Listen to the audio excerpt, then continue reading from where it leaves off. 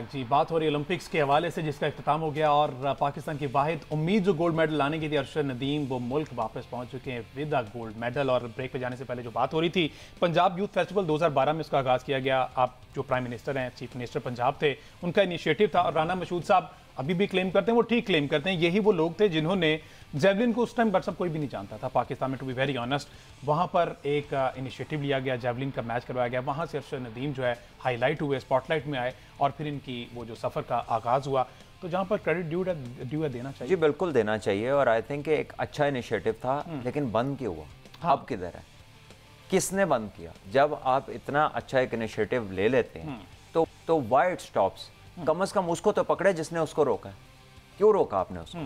तो मेरा ख्याल है कि एटलीस्ट अगर वहाँ से आपने देखा कि वहाँ से रिजल्ट निकला, एक बंदा आया, एक टैलेंट ऐसा उभर के सामने आया कि जिसने दुनिया में आपका नाम रोशन किया और उसने गोल्ड मेडल जीता, तो why not repeat the same thing? उसको करना चाहिए ना। फिर वहाँ पे और लोगों के लिए अपॉर्चुनिटीज, बल्कि उसको एनहांस करना चाहिए था, उसको फैसिलिटेट करना चाहिए था, उसके चैंपियंस को ज़्यादा मराद देनी चाहिए थी।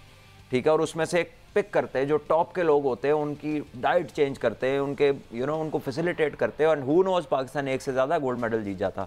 तो मेरा ख्याल है अगली चीज़ उन लोगों को ये कहते हैं खजाना खाली है पंजाब स्पोर्ट्स बोर्ड का।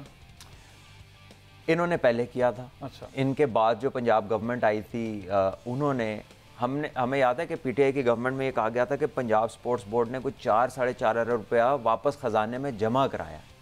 तो प्राउड मोमेंट, वो प्राउड मोमेंट उसको बताई गई थी। और खिलाड़ियों के बुरे हाल थे आपके, उन्होंने उबरें चलाई और फ्रूट की रेडियां लगाई हैं। तो वो पैसा प्लेयरों पे खर्च करने के लिए है, वो वापस जमा करा के कोई एक्लेट्स या कोई आपने कोई बड़ा काम नहीं कर दिया।